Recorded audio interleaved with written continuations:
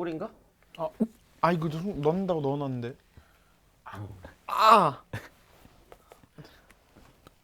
꼬리에 꼬리를 무는 질문 전문가와 함께하는 딥 러닝 시간이 오늘도 찾아왔습니다. 정말 다들 이렇게 고개를 왜요? 이런 거 하라고 부르신 거잖아요. 이렇게 재밌게 해야지, 창조적으로 맞아요. 해야지.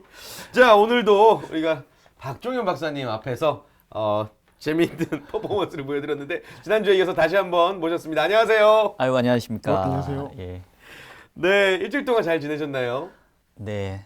나름 열심히 바쁘게 지냈습니다. 엄청 바쁘시죠? 예, 뭐 또 연초이고 하니까 네네네. 예, 아직은 방송도 하시랴, 뭐 네. 강의도 다니시랴. 예, 뭐 사실 저는 제 본업은 네. 저는 이제 자산운용을 하는 사람이기 때문에 기존에 또 하고 계시고요. 예. 야, 또 유튜브 채널까지 운영하시면은 엄청 많이 버시겠어요. 아니에요. 여기 우리 문쌤 계신데 뭐. 아니요. 저는 전혀 아니고요. 네. 방송 나가고 나서 이제 이제 내 자산 좀 어떻게 해달라는 연락을 굉장히 많이 받으셨다고 들었는데 폭발적으로 늘어나서 예, 이거에 예, 뭐 그렇죠. 그래서 국민연금 관리하는 돈만큼 예. 그거 된다고 하시는데 들었는데 맞죠? 돈 냄새 맡고 해남 땅끝마을까지 가셨다고. 예, 벌써 일주일 안에 그렇게 된 거죠, 지금. 농담입니다. 네, 여러분. 농담이고 네. 지난주에 너무 감사했던 점은 저희의 눈높이에 맞춰서 알기 쉽게 또 재미있게 강의를 해주셨다는 거예요. 예. 네, 근데 지난주에는 제가 첫 방송이어가지고 좀 긴장을 좀 많이 했던 것 같아요. 진짜 전혀 안 그렇게. 네, 맞아요. 그래서 오늘은 조금 편안하게 옷도 좀 이렇게 좀 그래서 편안하게 입고 왔는데 좋습니다. 예. 지난주보다는 훨씬 더 좀 이게 알차고 재밌게 한번 방송을 한번 좋습니다. 하도록 하겠습니다. 오늘의 주제는 어떤 건가요? 자, 오늘의 주제는 저희가 지난 시간에는 이제 경제에 관련된 기본적인 내용 하자 이러면서 경제 지표, 특히 네. GDP에 대해서 많이 알아봤단 네. 말이에요. 근데 오늘은 조금 더 우리 실생활에 이제 밀접한 뭐 이런 얘기를 하려고 하는데 바로 오늘의 주제는 금리입니다. 금리. 저 금리 한 7개 있는데. 이거 준비했군요. 이거 다 전부 다 금리예요. 이거 어머니는 내가 하려고 다 금리예요. 했는데 이거 내 건데. 나는 저기 임플란트. 예. 금리 7개. 예. 우리 금리 문상훈 쌤하고 예, 우리 최진 쌤하고 오늘 금리 얘기를 할 건데 금리. 근데 사실은 제가 말씀 끊어서 죄송해요. 제가 즐겨 읽는 책이 있는데 네.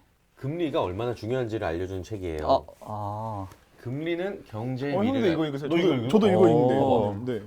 오늘 이거 읽으려고 갖고 왔어요. 대박. 야. 이 책만으로도 네. 제목만으로도 모든 거를 설명하고 있잖아요. 그러게요. 이 네. 장안의 그 화제라던 그렇습니다. 베스트셀러 그 책 아니에요? 예. 예. 원앤원 북스에서 출간한 소비자가 15,000원이고요. 네. 네이버 도서를 통해서 구매하시면은 이제 네. 13,500원에 구매하실 수가 있죠. 맞습니다. 예. 예. 인쇄는 얼마나 받으셨어요? 네? 예, 아무튼. 또 이게 감사하게도 제 책을 소개해 주셨는데 네.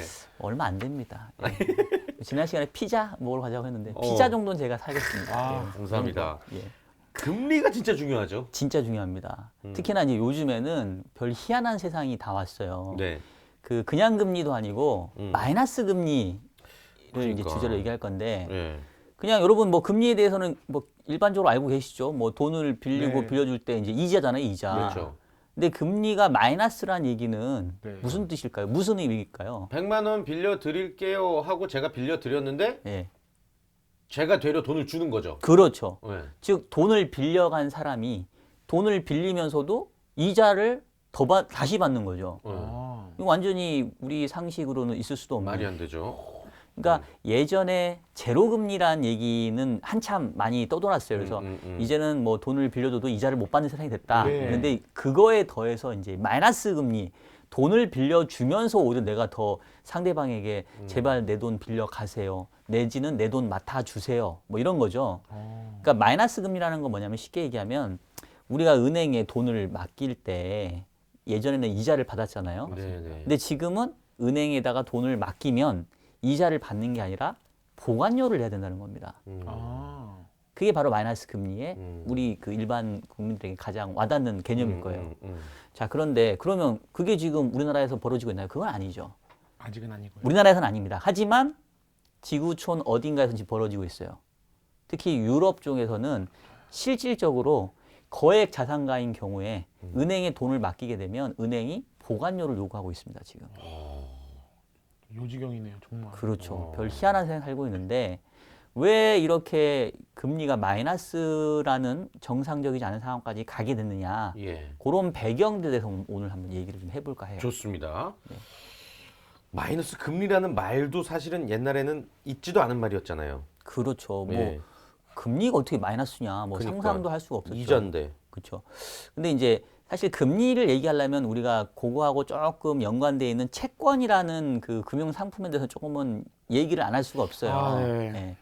그 채권이라고 하면 쉽게 말하면 그 채권 채무 증서를 생각하시면 될 것 같아요. 네. 그러니까 이제 뭐 어떻게 우리 태진 씨는 좀 주변 분들하고 돈 거래 하셔 본 적 있으시죠? 전 부모님이랑도 안 해요. 안 하시죠. 네. 잘하셨어요. 네, 네. 안 하는 게 낫습니다. 네. 우리 문쌤은 좀 안 하셨어요? 네. 그래요. 예전에 없어요. 좀 다행입니다. 그래서 진짜로. 채권에 대한 개념 솔직히 설명 잘 못하겠어요. 저도 무서워요. 네. 채권이란 말이 너무 무서워요. 그러니까 요거는 사실은 안 하는 게 좋을 수도 그러니까 모르는 게 좋을 수도 있는데 그래도 이게 뭐 나쁜 건 아니니까. 알아야죠. 네. 그러니까 우리가 쉽게 말하면 개인과 개인끼리 돈을 빌리면 이제 그거를 이른바 차용증이라고 네. 하잖아요. 차용증이에요, 예, 채권이. 예. 음. 근데 이제 이 차용증은 이제 개인과 개인 사이에 이제 공증하는 건데 이 차용증이 예를 들면 뭐 기업과 기업 내지는 뭐 기관과 뭐 투자자 요렇게 그 써지면 그 차용증이 바로 채권이라고 생각하시면 되겠고 이 차용증하고 채권의 차이를 굳이 생각하자면 대신 이 채권은 누구한테나 서로 사고 팔 수 있어요. 그러니까 즉 만약에 제가 우리 태진 씨한테 돈을 빌려주고 차용증을 받았다. 즉 채권을 받았다라고 하면 이 채권을 제가 만기까지 보유하고 있어서 원금을 돌려받을 수도 있지만 네. 요거를 제가 상훈 씨한테 파는 거죠. 넘겨서. 내가 태진 씨한테 1년 뒤에 뭐 10억 받기로 했으니까 요 질 테니까 10억 받으세요. 대신 나한테 지금 얼마 주시고 뭐 이런 식으로 거래를 할 수 있습니다. 우리가 이제 이런 거를 유가증권이라고 얘기를 하거든요. 네. 유가증권. 유가증권. 예, 그래서 뭐 주식, 채권 뭐 이런 거를 얘기를 합니다. 그래서 이제 돈을 빌리고 빌려갈 때 증서화된 게 채권이고 돈을 빌린 대가로 주는 이자 그게 바로 이제 금리 뭐 이자라고도 얘기하고 그런 그 개념인 거예요. 자, 그런데 아까 이제 설명드렸다시피 금리가 마이너스다라는 얘기는 돈을 빌려준 사람이 이자를 받기는커녕 오히려 더 주는 네. 빌려간 사람이 오히려 수수료를 받는 이제 희한한 거라는 거잖아요. 그래서 이 마이너스 금리가 붙은 채권들이 지금 전 세계적으로 어느 정도 규모로 거래가 되냐면 이제 실시간으로 바뀌니까 최종 숫자는 제가 확인 안 해봤는데 2019년도 한 10월인가 한때 전 세계적으로 17조 달러 정도의 규모가 마이너스 금리로 거래되는 채권이 있었어요. 계산도 안 된다. 1경, 2경. 그 정도 되는 거죠. 어마어마하다. 자, 우리 지난 시간에 우리나라의 GDP 총액 규모 한번 얘기했었잖아요. 네, 얼마인지 1800, 기억나십니까? 1800. 1800조죠. 그럼 1800조면 이거 10배. 달러로 환산하면 한 1조 5천억 달러 정도 되거든요. 예. 뭐 한 1조 7천억 달러라고 치면 그럼 17조 달러의 마이너스 금리가 붙은 채권이 거래됐다는 얘기는 대한민국 경제가 10개나 되는 규모가 있었다는 얘기죠. 마이너스 천조 이상이 뭐지? 만조는 없잖아. 1경. 경이죠, 일경. 일경. 와, 계산도 안 된다. 어마어마하죠. 이게 이제 전 세계 채권 시장에서 보면 한 20% 정도 차지하는 비중일 정도로 그렇게 많은 채권들이 마이너스 금리에 이제 거래가 됐었던 때가 있었다. 지금은 그보다는 좀 줄었습니다. 최근 거는 조금 업데이트 해야 되는데. 정점 찍었던 거네요. 완전. 그렇죠. 한때. 네. 그 당시가 사실은 제일 좀 험악했었을 때였고요. 모르죠. 또 더 험악한 세상이 올지는. 자, 그러면 도대체 대부분 어느 나라에서 그런 게 벌어지고 있냐? 아까 제가 잠깐 힌트를 드린 게 유럽.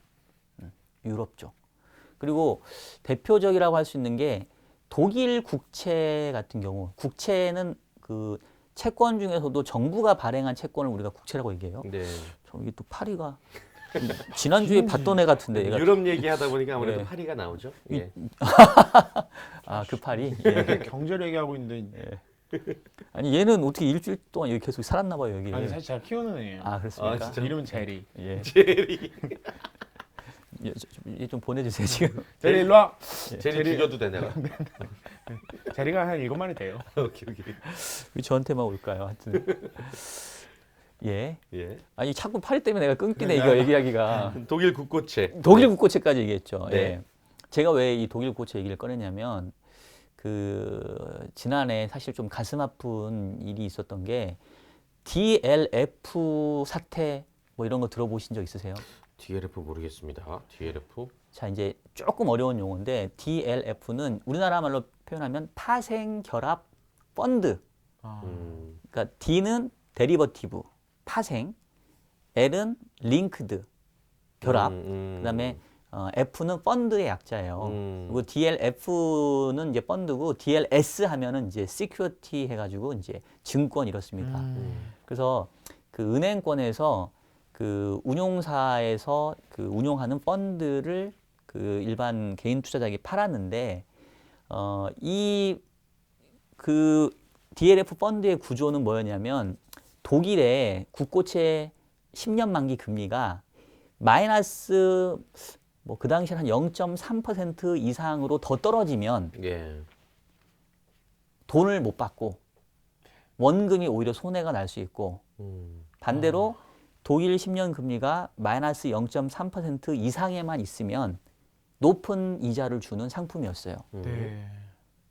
자, 그러면 우리가 상식적으로 저는 초반에 이제 마이너스 금리가 달린 채권이 그렇게 많이 거래되고 있습니다라고 말씀을 드렸지만 이 펀드가 그 가장 많이 팔렸던 시기가 그 앞전이었거든요. 네. 그러면 이제 그 당시에 투자자들은 무슨 생각을 했겠어요? 에이, 뭐 독일 국고채 10년짜리 금리가 어떻게 마이너스 0.3% 이하로 더 떨어지겠습니까? 마이너스로 갈 수는 있어도 혹시나 잠깐 그러고 말겠죠. 이렇게 생각하지 않았겠어요? 설마 얘가 그보다 훨씬 더 많이 떨어져가지고 내 원금이 손해 날 수 있을 정도일지는 사실은 상상조차 못했겠죠. 그렇게요. 근데 그 독일 국고채 10년 금리가 자그만치 마이너스 0.7 몇까지 떨어졌어요. 그래서 일부 투자자는 자기 원금의 90%인가를 날렸어요. 아이고. 와. 그러니까 내가 1억을 넣었으면 얼마 남는 겁니까? 1,000만 90%면 뭐 500만 원, 1,000만 원 내 수중에 들어왔다는 얘기예요. 돈 빌려주고 투자하고 투자하고 그 DLF라고 하는 상품에 투자했는데 투자하고. 그 돈이 또 뭐 그냥 일반 돈이었겠어요. 뭐 평생 모은 뭐 어떻게 보면 노후 자금이 있을 수도 있고 뭐 누구 시집 보내려고 보는 그런 자금도 있었을 텐데. 완전 이거네. 1,000만 원 만들려면 어떻게 해야 돼요? 네, 1억을 DLF에 넣으세요. 이거네. 맞습니다. 이거 DLF 이거 진행하셨던 그분은 지금 멀쩡히 살아 계세요? 아 근데 이제 근데 요거는 사실 좀 민감한 주제라서 제가 좀 더 부연 설명 드리면 그래서 이제 불안전 판매다. 즉 투자자가 완전한 위험을 인식하지 못하고 이 상품에 투자를 했고 이 상품을 투자했던 금융기관들은 충분한 설명을 하지 못했다. 이래서 사실은 소송이 진행 중인 걸로 알고 있어요. 그리고 이제 뭐 금융감독원에서도 이제 이거에 대해 상당히 이제 중요하게 생각하는데 자 그런데 이제 이쪽에 얘기를 하면 우리 방송 상당히 좀 위험해질 수 있으니까 네네네. 제가 얘기하고자 하는 바는 뭐냐면 그 DLF라고 하는 파생 결합 상품의 기초 자산이 바로 독일의 국고채 10년짜리 금리였는데 그 금리가 한때 마이너스 0.7%로 가버렸다. 일반인의 상식으로는 금리가 어떻게 마이너스를 가겠냐. 네. 대부분 플러스이겠지. 그런 상식을 완전히 뒤집었다는 얘기예요. 그러니까 알아야 된다는 거죠. 갑자기 왜 우리 꼬리곰탕 시간에 왜 금리를 얘기하고 마이너스 금리를 왜 얘기하냐는 거죠. 이게 모르면 당한다는 거예요. 네. 돈을 버는 것도 중요하지만 내 자산을 지키는 거는 더 중요하죠. 그래서 금융 투자를 할 때도 이게 아주 중요하니까 제가 이 주제를 꺼내서 가져온 겁니다. 자, 그러면 왜 금리가 마이너스까지 떨어졌느냐를 얘기하기 이전에 이 금리의 성격에 대해서 우리가 조금 이렇게 먼저 얘기를 좀 해야 될 것 같아요. 그러니까 두 분은 이제 금리에 대해서는 알죠. 뭐 모든 사람이 금리에 대한 개념은 아는데 금리의 성격, 특성이 뭔지 그리고 이 금리를 결정하는 요인이 뭔지에 대해서는 조금 그렇게 심각하게 고민 안 해보셨을 거예요. 자, 금리라고 하면 우리가 이제 사전적인 정의로 하면 쉽게 말하면 돈의 시간 가치다 이런 얘기를 하거든요. 시간 가치라는 말 조금 와 닿으세요? 타임 밸류. 오, 좋습니다. TV. 오, 예. 야, 대박이야. 괜찮은데요? VALUE. 자, 제가 두 분께 또 질문을 한번 드려보겠습니다. 네. 이건 퀴즈는 아니에요. 네. 두 분 다 공통 질문입니다. 이 두 분이 또 착한 일 많이 하셨네. 로또에 당첨이 된 거예요. 로또에 당첨돼 갖고 상금은 기분 좋게 10억 합시다. 10억. 10억입니다. 네. 10억을 받을 수도 생각만 해도 있는데 좋다. 정말. 내일 찾아가거나 네. 아니면 내일 못 찾아가면 1년 뒤에 찾아가야 돼요. 어허. 결정할 수 있어요. 예. 내일 당장 10억을 찾을 수도 있고 1년 뒤에 10억을 찾을 수도 있습니다. 자, 두 분은 언제 찾으시겠습니까? 경제 상황을 봐야 됩니다. 봐야 됩니까? 예. 왜냐? 똑같은 10억이지만 강남의 아파트도 네. 1983년 4년도에 2천만 원, 3천만 원이었습니다. 그렇죠. 그때 2, 3천만 원. 지금 똑같이 강남의 아파트는 2, 30억이고요. 네. 시간에 따라서 그 돈의 가치, 똑같은 돈이어도 똑같은 단위여도 네. 가치가 다르기 때문에 네. 그리고 그 가치는 어떤 경제의 성장이나 네. 경제의 뭐 역성장이나 네. 그런 거에 따라서 달라지기 때문에 그때 상황을 좀 보고 결정하면 안 될까요? 아니, 일단 내일이냐 왜 1년 뒤냐고. 그래요? 이거 현금인데. 지금 바로 결정을 이거 해야 돼요? 현금인데. 현금인데. 현금을 내일 10억 찾을 수도 있고 1년 뒤에 10억 찾을 수도 있는데 저는 그러면 일단 당장 찾죠. 당장 네. 내일 찾으시겠다는 네, 거죠? 당장, 네. 우리 윤쌤은 저는 이제 꼭 경제적인 부분 말고도 네. 한 군데 더 들어갈 게 있다면 네. 됐다는 사실을 제가 넌지시 밝힙니다. 아, 예. 그리고 눈깔이 도는 애 이렇게 눈이 이제 눈빛이 바뀌는 분들 네네. 안 바뀌는 분들을 걸러낸 다음에 아하. 네. 한 1년의 시간 동안 인간관계를 다 정리를 하고 1년 뒤에 깔끔하게 찾겠습니다. 좋다. 그렇죠. 가끔 이런 분이 있어요. 이렇게 얘기하시는데 제가 원했던 답은 이제 요답이죠, 요답. 지금 당장 찾아버리자. 그렇죠. 아니 왜냐하면 그런 거죠. 물론 1년 뒤에 말씀하셨던 것처럼 내가 당장 찾으면 나 복권 당첨된 거 소문 나가지고 막 내 앞에 줄 서고 막 갑자기 연락 안 하던 사돈의 8천까지 연락해서 너 복권 당첨됐다며 이러면 곤란해지잖아요. 근데 이제 그런 건 제외하고 경제적인 효용으로만 보면 내일 당장 10억을 찾아서 그거를 어디 은행에다가 맡겨놓으면 뭐 지금 마이너스 금리를 우리가 얘기하고 있지만 그거는 유럽 얘기고 지금 우리나라는 그쵸. 어쨌든 몇 프로라도 이자 네, 주잖아요. 갖고 있어야죠. 예. 그러면 내가 1년 뒤에 10억보다는 지금 내일 10억 찾아서 은행에 맡겨놓는 게 1년 뒤에 훨씬 더 가치가 높아질 거 아니에요. 나는 우리나라도 마이너스 금리라고 생각해서 고민했었네. 아, 우리나라는 아직 아니죠. 네. 예. 자, 그러면은 대부분의 사람들은 너 내일 10억 찾을래? 1년 뒤에 10억 찾을래? 그러면 다 당연히 내일 찾겠다라고 얘기를 한단 말이에요. 즉 내일 내가 받을 10억의 가치가 1년 뒤에 받을 10억의 가치보다 크다는 얘기죠. 금액은 똑같지만 이게 바로 시간 가치예요. 자, 그러면 질문을 조금 바꿔보면 복권이 당첨이 됐는데 이 복권 발행한 곳에서 죽어도 지금 당장은 못 찾게 하고 1년 뒤에나 찾을 수 있다고 하는 거예요. 네. 10억을. 네. 그런데 나는 당장 지금 돈이 필요해요. 네. 그러면 이제 방법이 있죠. 주변 친한 사람이건 아니면 누군가한테 내가 지금 복권이 당첨돼서 이제 그 확인증이 있어요. 네. 근데 1년 뒤에 10억을 찾을 수가 있는데 난 당장 돈이 필요하니까 요거 당신이 갖고 1년 뒤에 10억 찾고 대신 나한테 지금 얼마를 미리 땡겨줘. 이럴 수 있죠. 네. 이 전문 용어로 뭐라고 합니까? 채권, 차용증. 저기 마이킹. 아니죠. 마이킹? 마이킹. 그렇지, 깡. 깡 들어있어요, 깡. 전문 용어입니다. 깡 전문 용어예요. 자, 그러면 우리 태진 씨는 얼마 정도 그 양보해서 덜 받을 용의가 있으세요? 그러니까 10억이면 나는 뭐 예를 들면 뭐 얼마만 땡겨 하는데. 쓰는 대신에 예. 그게 이제 금리가 되는 거구나. 그렇죠.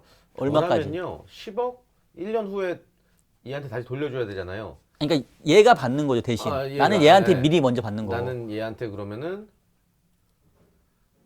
한 1,000만 원밖에 못 줄 것 같은데. 아니 3천만 원까지 줄 수 있습니다. 3천만 원. 그러니까 9억 7천만 원 정도라는 예. 거죠. 그러니까 3천만 원인 거예요, 지금. 네. 그러면 이제 이자율로 따지면은 뭐 한 3%. 3% 정도? 네. 3% 정도. 네. 우리 윤쌤은 저도 그 정도일 그 정도. 이분들 아주 상당히 되게 짜네. 아니 왜냐면은 2부 이자라고 그러잖아요. 예. 20%면은 2억을 줘야 되는데. 그렇죠. 그렇게 못 줄 것 같아요. 그렇게 복권 쉽진 당첨된 것도 아니고. 그러니까 내가 좋은 일 많이 한 건데. 맞아요. 그러니까 그게 바로 지금 말씀하신, 그러니까 내가 지금 당장은 돈이 없어서 미래에 받아야 될 돈을 내가 미리 받을 때 얼마만큼 내가 할인해서 받을 용의가 있냐. 일종의 할인율이죠. 네. 그러니까 그 얘기는 우리 태진 씨한테는 오늘의 9억 9천 맞나요? 9억 7천만 원. 7천원. 오늘의 9억 7천만 원이 1년 뒤에 10억하고 같은 거예요. 네, 네. 맞죠? 그러니까 1년 뒤에 10억은 오늘날의 가치로 환산해 보면 9억 7천만 원인 거예요. 내 기준에. 그렇죠. 이거를 바로 우리가 시간 가치라고 얘기합니다. 그럼 거꾸로일 수도 있죠. 잠깐만, 이 파리가 이걸 어떻게 잡을까? 제리 어떻게 할까? 이거 잡을까요? 제리 일로 와. 예, 빨리 가세요. 예. 그럼 거꾸로 얘기하면 네. 오늘의 10억은 1년 뒤에 그러면 얼마의 가치를 갖겠냐는 거죠. 10억보다는 좀 비싸지겠죠. 네. 일반적으로는. 네네네. 이게 바로 돈의 시간 가치를 얘기하고 그 정도가 바로 금리, 할인율이라고 하는 그 금리가 되는 거예요. 자, 그런데 이 금리가 그러면 어떻게 결정되는지를 한번 우리가 상황을 통해서 한번 생각을 해볼게요. 네. 우리 태진 씨가 요즘에 되게 활동 활발하게 하시잖아요. 네. 그래서 뭐 진짜 뭐 돈 굳이 뭐 당장 안 필요해라고 하면 1년 뒤에 10억 받는 거 기다릴 수 있습니까, 없습니까? 기다릴 수 있죠. 기다릴 수 지금 있죠. 당장 돈이 있으면. 있죠. 네. 그러면 굳이 옆에가 야 내가 미리 줄 테니까 나한테 팔아라고 했었을 때 굳이 높은 금리로 줄 필요 없죠. 필요가 네, 없으시겠죠. 그죠? 네. 자, 근데 거꾸로 이건 이제 이 가정이에요. 네, 네. 되게 잘 나가시지만 네. 갑자기 일이 뚝 끊겼어요. 네.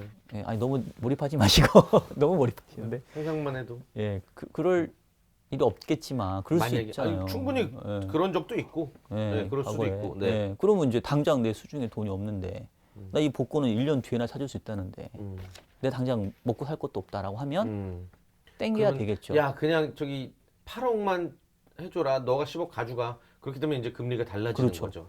근데 10억 받을 거 나 지금 네. 8억만 그러니까 20% 줄 테니까 네, 네.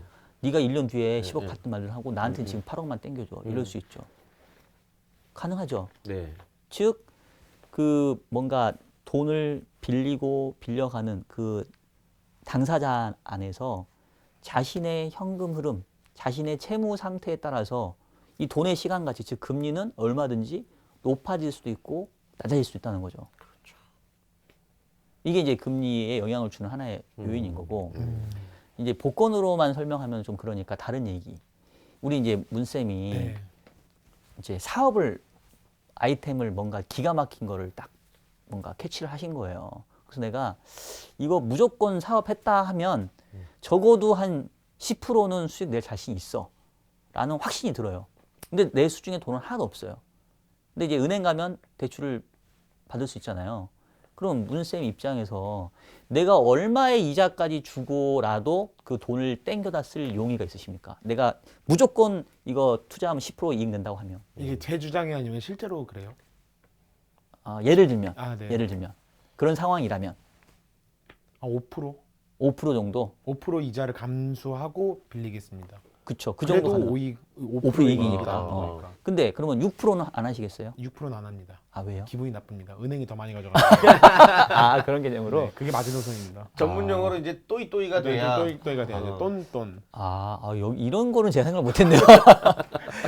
이제 은행이 더 많이 모으니까 배가 아프다, 기분 경제 나쁘다. 철학입니다. 경제 철학. 그러시구나. 근데 진짜 급하면 6이나 7도 될 것 같기도 한데. 아니 근데 그럼 이제 그럼 은행에 배 아픈 거 빼고 네. 그냥 은행은 뭐 그러려니 하고 네. 만약에 그냥 순수하게 그 문쌤만 생각하면 내가 돈만 있으면 무조건 10% 이익을 낼 자신이 있다고 한다면 내가 얼마까지 돈을 끌어다 쓸 용의가 있겠어요? 굳이 경제적으로 계산하자면. 제 기준에서는 네. 3억. 그러니까 몇 퍼센트까지 이자를 줄 용의가 있냐는 거죠. 그러니까 뭐 어쨌든 10% 아래여야 되는 건 당연한 거고. 그렇죠, 맞아요. 그렇지, 넘겨서는 안 돼. 그러니까 당연한 답변이 나오기까지 참 시간이 많이 걸리네요 지금. 죄송합니다. 안경 벗어야겠다. 안경 때문에 안경이 자꾸 약간 좀 저를 바보로 만드는 것 같아요. 아니 근데 너무 두 분이 몰입을 하셔가지고 갑자기 오이씨 은행 나쁜 놈들. 진짜로 우리는 또 생각을 해버리니까. 예. 그래서 아까 3억이라 했어요. 그래서 그러니까 근데 이렇게 정말 몰입하신 분은 오랜만에 처음 뵀는데 예. 대부분 내가 10% 확실하게 돈 벌 자신이 있으면 9%까지는 빌리죠. 네, 네. 왜냐면 9% 빌려도 나는 어쨌건 10% 버니까. 1% 내니까. 네. 자, 그런데 만약에 자세히 따져보니까 그리고 막상 사업을 해보니까 이건 10%가 아니라 대박 아이템이에요. 이거는 15%, 20%까지 나게 생겼어요. 네. 그러면 내가 금리를 더 줘서라도 돈을 빌릴 용의가 생기겠죠. 그렇죠. 제1금융권에서 내가 다 대출 땡겼으면 그보다 좀 더 높은 제2금융권 쫓아가서라도 돈을 더 빌리려고 하겠죠. 내가 돈 벌 수 있는 그 기대 수익률보다는 낮다고 한다면 계속 차입하려고 하는 용의가 생깁니다. 네. 그러니까 그 얘기 뭐냐면 향후에 뭔가 사업을 벌려서 내지는 뭔가 내가 투자를 해서 돈 벌 자신이 생기고 그 돈 벌 그 수익률 자체가 커지면 커질수록 사람들은 돈을 더 많이 빌리려고 한다는 거죠. 그럼 그렇게 돈을 많이 빌리려고 하면 전체적으로 이 금리, 이자율 수준이 어떻게 되겠어요? 높아지죠. 높아지겠죠. 수요가 많아질수록. 그렇죠. 결국은 똑같습니다. 이 경제학의 그 가격의 기본 형성 원리는 모든 것이 다 수요와 공급이거든요. 수요가 많아지면 가격이 오르고 공급이 많으면 가격이 떨어져요. 금리는 돈의 시간 가치지만 일종의 돈의 가격인 거죠. 그렇네요. 자금을 필요로 하는 사람이 많으면 많을수록 돈의 가치가 올라가니까 금리도 올라가는 거죠. 근데 반대로 요즘에 경제가 안 좋아가지고 내가 사업해도 내지는 투자해도 야 이거 뭐 5% 벌기도 힘들어 라고 하면 어떻게 하시겠어요? 은행으로부터 대출 받겠습니까? 안 받죠. 네. 기존에 대출 받았던 것도 내가 여유자금 있으면 그냥 바로바로 갚아. 상환해버리죠. 왜? 내가 이자 물고 할 자신이 없는 거예요. 그러면 은행에서 사람들이 대출을 받아야 되는데 죄다 기존 대출을 막 갚아요. 네. 그러면 전체적으로 금리 수준은 어떻게 되겠습니까? 낮아지죠. 낮아지겠죠. 그런 경향이 있겠죠. 우리가 이제 이거를 조금 고급진 표현으로 자본의 한계 생산성이다 이렇게 얘기를 해요. 자본의 한계 생산성. 한 단위의 자본을 투하해서 얻을 수 있는 기대 수익률. 이 점점 떨어진다. 그러니까 그거에 따라서 금리 수준도 영향을 받는다는 거죠. 그게 높아지면 높아질수록 돈을 많이 빌리려고 하니까 금리가 올라가고 반대로 그게 낮아지면 돈을 안 빌리려고 하고 오히려 갚으려고 하니까 금리가 떨어진다. 네. 자, 근데 이러한 자본의 한계 생산성은 결국은 뭐하고 밀접하겠어요? 경제 상황이. 네. 그죠? 경제 상황이 좋으면 좋을수록 경제 상황이 좋으면 좋을수록 이 자본의 한계 생산성이 낮아져요. 경제가 높아져요. 좋은데? 그러니까 이게 제가 예. 중학교, 고등학교 경제 시간마다 제가 항상 대답의 딜레마가 예. 이제 선생님이 이제 질문을 하세요. 그러면 대부분 다 두 개 중에 하나예요. 그러면은 낮아져요. 아 높아져요. 이거를 항상 이제 선생님 반응을 연구를 하면서 말실수인 척하면서 낮아져요.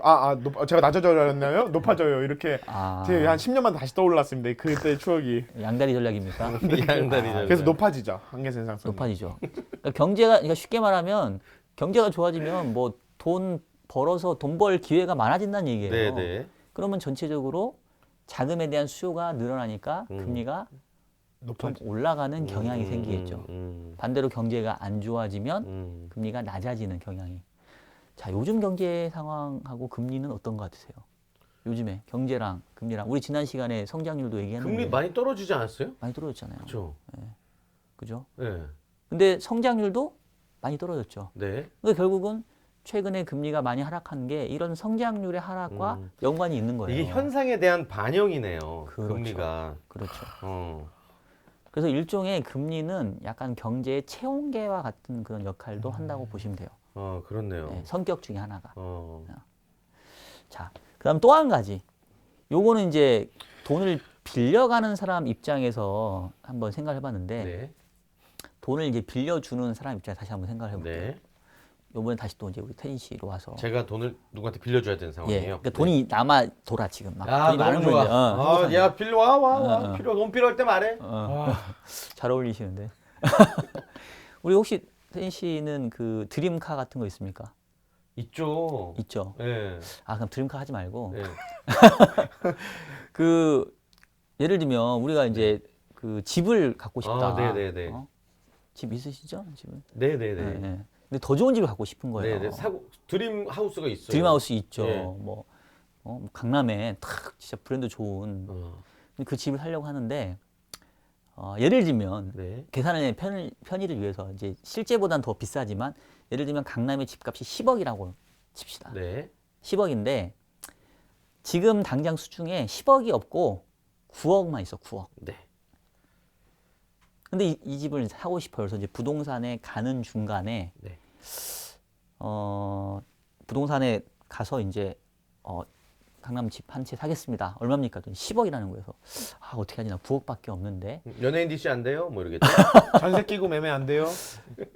예, 그렇죠. 근데 이제 오는 길에 보니까 땡땡 저축은행에서 네. 갑자기 이 낮은 저금리 시대에 예. 특판 예금으로 10%를 준다는 얘기예요. 네. 1년 적금을 하면. 오. 그럼 내가 지금 9억을 맡기면 네. 1년 뒤에 9억 9천만 원이 되잖아요. 네네. 그럼 이제 1천만 원은 연예인 DC 가능하지. 그 정도는. 어느 정도 이렇게 비빌 수 있다. 그 정도 가능하잖아요. 그래서 이제 집을 안 사고 돌아가서 그 땡땡 저축은행에다가 9억을 맡깁니다. 네. 그리고 1년 뒤에 음. 9억 9천만 원을 찾아요. 네. 그리고 나서 이제 1년 뒤에 다시 그 집을 사러 갑니다. 네. 집값이 13억 돼 있겠죠. 그렇죠. 14억만 돼 있으면 괜찮지 그나마. 그렇지. 15억 따블이잖아요, 뭐 막. 지금 네. 난리 났잖아요. 자 그러면 네. 태진 씨는 어떻게 해야 됩니까? 타임머신을 만들어야죠. 그쵸? 미래를 내다보고 와야 되죠. 타임머신을 만들어 갖고 빨리 1년 전으로 돌아가야죠. 네. 1년 전에 돌아가서 어떻게 하셨어야 될까요? 집값 상승률을 음. 봤어야 되지 않을까요? 그러니까 그 금리랑- 집을 제일 좋은 건 그 집을 네. 내가 1억을 빌려다가 샀었어야지. 미리. 네. 그 집을 샀었어야 제일 좋은 건데 음. 안타깝게도 타임머신이 거기까지 못 갔어. 음. 그 전인 그 땡땡 은행에 가 있는 시점 다 돌아간 거예요. 근데 나는 지금 보고 왔죠. 나 지금 이제 이미 계약서에 쓰기 직전이에요. 이미. 모든 게 다 결정됐어. 네. 근데 이제 나는 1년 뒤에 집값이 10억이 13억이 된다는 걸, 즉 30%의 물가가 상승한다는 걸 보고 왔잖아요. 근데 내가 당장 지금 돈 맡기면 이자가 얼마라고요? 10%? 10%.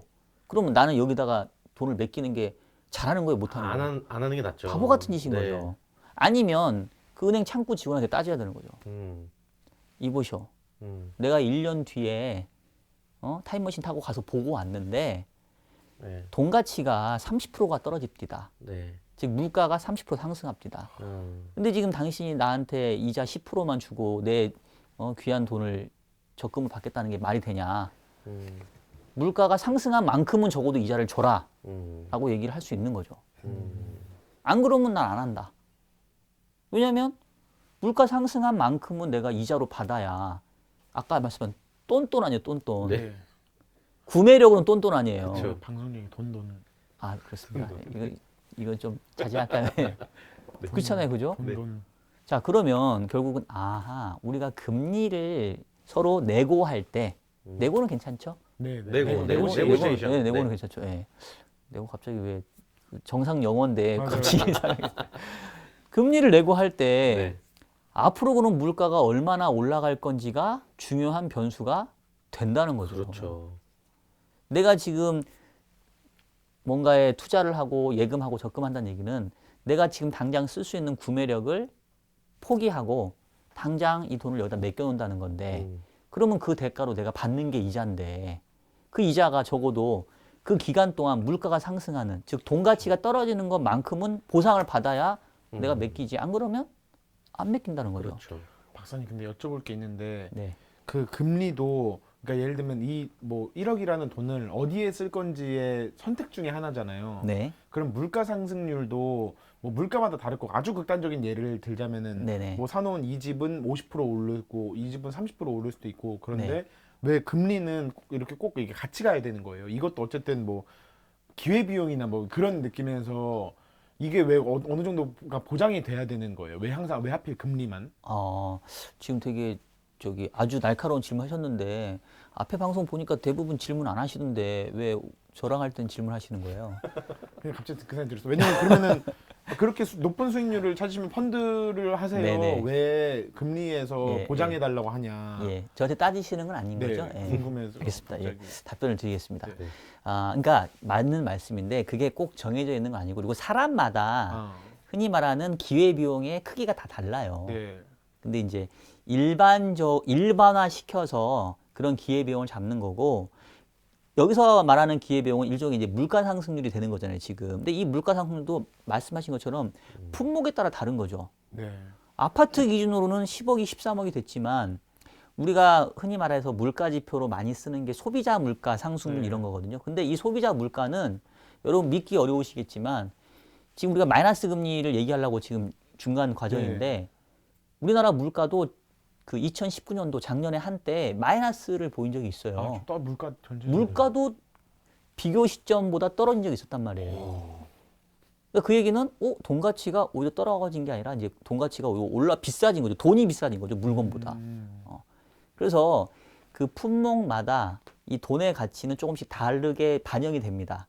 근데 이제 우리가 이제 일반적으로 얘기할 때는 뭐 전체 물가를 보기도 하지만 그런 뭐 10억이나 되는 큰 돈들은 의사결정할 때 이제 부동산이냐 아니면 뭐 적금이냐 뭐 이런 식으로 많이 이제 보통 그렇게 얘기해요. 비교를 하니까 이제 제가 이해를 돕기 위해서 이제 예를 그렇게 드린 거고요. 네. 만약에 나는 뭐 부동산이든 뭐든 전체적으로 향후에 돈 가치가 앞으로 더 떨어질 것 같다. 물가가 더 올라갈 것 같다라고 한다면 사람들은 지금 웬만하면 예금이나 적금을 하려고 하기보다는 지금 당장 뭔가를 살려고 하겠죠. 네. 그러면 그런 전체적인 흐름이 금리 수준을 조금 높게 만드는 경향이 생긴다는 거죠. 마이너스 금리. 그럼 한번 오늘 들은 내용들을 정리를 한번 해볼까요? 예, 그래서 이제 금리가 이러이러한 요인에 의해서 이제 결정이 되더라까지 얘기는 했고, 네. 그럼 이제 오늘 이제 주제가 왜 마이너스 금리까지 왔냐인데, 그쵸. 사실은 이 마이너스 금리로 이끌고 있는 장 본인이 있어요. 누가 이렇게 마이너스 금리까지 금리를 떨어뜨렸냐라고 한다면 누구겠습니까? 미국. 미국이라기보다는 주체로 봤었을 때는 전 세계 중앙은행이 지금 이렇게 마이너스 금리 환경까지 돈을 막 어떻게 보면은 이제 찍어낸 거예요. 쉽게 뿌려대 말하면. 버렸구나. 그렇죠. 그러니까 우리는 은행에 예금을 하지만 은행은 어디에 예금을 하겠습니까? 은행은 중앙은행에 예금을 하는 네, 거죠. 네. 네. 그러니까 중앙은행은 은행의 은행인 거죠. 근데 지금 중앙은행이 은행한테 어떤 전략을 취고 있냐면 은행도 보면은 자금이 시시각각으로 남을 때도 있고 부족할 때도 있어요. 그러면 그 남는 자금을 다시 중앙은행에 맡기거든요. 근데 중앙은행이 은행에 그 남아도는 자금을 예금으로 받아줄 때 거기에 해당되는 금리를 지금 마이너스로 매기고 있어요. 즉 중앙은행이 그 시중은행에게 주는 메시지는 뭐냐면 니네 시중은행들 많이 남는 돈 우리 중앙은행에 맡기지 마. 맡기면 맡긴 만큼 보관료, 수수료를 물 거야. 제발 갖다가 써. 은행이 돈 쓰는 건 뭐예요? 투자. 투자하고 대출해 주라는 거죠. 대출. 예. 근데 은행이 지금 대출을 해 줄까요, 안 해 줄까요? 안 해줘요. 잘 안 해 주려고 합니다. 왜 잘 안 해 주겠어요? 뭐 남는 게 없으니까. 남는 것도 없고 네. 마땅한 대출 처가 없는 거예요. 그러니까 믿을 만한 대출을 해 주려고 하는 기업이나 가게는 돈이 필요 없대. 네. 꼭 약간 좀 불량하고 얘 돈 빌려주면 왠지 떼먹일 것 같은 이런 애들만 와가지고 돈을 빌려달라고 하니까 은행 입장에서는 야 이거 빌려주고 돈 떼먹기느니 차라리 수수료 물고서라도 중앙은행에 맡기고 말자. 지금 이러고 있는 상황인 거죠. 그러다 보니까 중앙은행이 처음부터 마이너스 금리를 매긴 게 아니겠죠. 처음에는 조금의 플러스 금리를 매겼다가 시중은행이 돈을 맡기면 중앙은행이 자꾸 이자를 주니까 얘네가 더 맡기네. 그러니까 떨어뜨렸겠죠. 그러다가 이제 0%까지 갔겠죠. 야 이제 니네가 돈 맡겨도 우리 너네한테 이자 못 줘. 그러니까 우리한테 맡길 생각 하지 말고 그냥 대출 열심히 해. 네. 그런데도 안 했을 거 아니에요. 그러니까 이것 봐라. 안 되겠네. 극단적인 그런 카드를 써야 되겠군. 니네 앞으로 이제 돈 맡기면 페널티야. 그러니까 페널티가 아니라 이제 수수료 물 거야. 그러니까 대출해. 라고 지금 하고 있는 상황이에요. 음. 그 얘기는 결국 이렇게 마이너스 금리 환경을 이끌어내는 가장 큰 원인은 경제가 안 좋다. 아하. 극도로 위축이 되어 있어서 누군가가 돈을 빌려다가 뭔가를 하려고 안 한다. 그리고 돈이 필요한 애들은 돈 빌려주면 왠지 부도가 날 가능성이 큰 애들만 지금 서로 돈 달라고 아우성챈다. 그런 환경인 거죠. 아무튼 마이너스 금리 시대에는 즉 경제 상황이 안 좋은 거다 이렇게 우리가 그렇죠. 이해를 하면 되겠네요. 그렇죠. 근데 되게 웃긴 거는 장사하시는 분들 아우 경기가 안 좋아 이런데 그 얘기를 한 3, 40년째 계속 경기가 안 좋고 경기가 좋다고 말한 걸 또 들어본 적도 없는 것 같아요. 그러니까 뭐 택시를 타면 택시 기사님들이 그 97년도 IMF 외환위기 이후에 우리나라 경제는 한 번도 좋은 적이 없다. 뭐 이제 이런 얘기들로 많이 하시는데 뭐 체감적인 건 그렇고요. 이제 다시 한번 말씀드리지만 이 마이너스 금리가 우리나라의 일은 아니에요, 지금. 네. 지금 이제 유럽 쪽에서 벌어지고 있는 일인데 뭐 우리가 지금 지구촌이라고 할 정도로 다 얽히고 설켜 있지 않겠습니까? 네. 지금 뭐 유럽에서 마이너스 금리일 정도로 경제가 안 좋은 상황이 어떻게 유럽에만 국한이 되겠어요? 그게 이제 우리나라로도 연결 주고 다 영향을 미치니까 이제 이런 부분들을 우리도 알고 있어야 된다는 얘기고 네. 뭐 구조적으로 우리나라가 마이너스 금리로 갈 가능성은 거의 희박합니다. 우리나라 같은 경우는. 하지만 앞으로도 경제가 계속 이렇게 안 좋으면 금리의 수준은 계속 낮아질 가능성이 크다. 대신 내가 돈을 잘 갚을 수 있는 아주 채무 그 신용 상태가 건전한 사람이면 계속 낮아지는 금리를 내가 누릴 수 있는데 내가 만약에 신용 상태가 안 좋아서 그 돈을 빌려준 사람이 나를 쟤한테 돈 빌려주면 돈 안 갚을 수도 있어라는 그런 인식이 찍히면 나는 다른 사람들은 다 낮은 금리를 누리고 있을 때 나는 오히려 네. 높은 금리건 아니면 돈을 못 빌릴 수도 있다. 그래서 신용 관리가 중요하다. 그래요. 요 얘기가 오늘 결론이 되겠네요. 네. 저 같은 경우는 이제 가장이다 보니까 가계부를 제가 직접 써야 마음이 편하고 조금 더 우리 가족의 행복을 위해서 신경 쓸 수 있는 부분이 많거든요. 그래서 직접 쓰고 있는데 우리도 우리나라의 국민이잖아요. 맞습니다. 우리나라의 주인이잖아요. 우리나라의 경제를 동향을 흐름을 파악하는 자세가 되게 중요한 것 같아요. 그래야지 우리 모두가 좀 경기 호황이라는 말을 누려볼 수도 있을 것 같습니다. 예, 오늘 나와주셔서 너무 감사드리고요. 뭐 마지막으로 궁금한 거 있어요? 없습니다. 그래요. 근데 되게 네. 이수근 선배님이랑 좀 닮으신 것 맞아요, 같아요. 맞아요. 아, 제가요? 그런 얘기를 제가 처음 아까 듣는데. 순간 좀 그런 생각이 들었는데 네. 아무튼 되게 친근하게 맞습니다. 강의해 주셔서 오늘도 너무너무 감사드려요. 네. 경제에 대해서 저희가 궁금할 때 언제든지 SOS를 치도록 하겠습니다. 예, 오늘은 네. 좀 더 재밌게 했었으면 하는 아쉬움이 남으니까 아니, 그 내용은 이거 사실 아니, 내용 심각한 자체가, 문제라서 다음에 네. 좀 이해한 재미있게 것만으로- 한번 했으면 좋겠네요. 네, 예. 또 저희들 얼굴이 재밌기 때문에 맞습니다. 저와 상훈이가 충분히 알겠습니다. 또 오늘 나와주셔서 너무 감사드립니다. 예, 고맙습니다. 자, 저희는 다음 주 이 시간에 더욱더 핫하고 혹하는 내용들 들고 다시 인사드리겠습니다. 여러분 고맙습니다.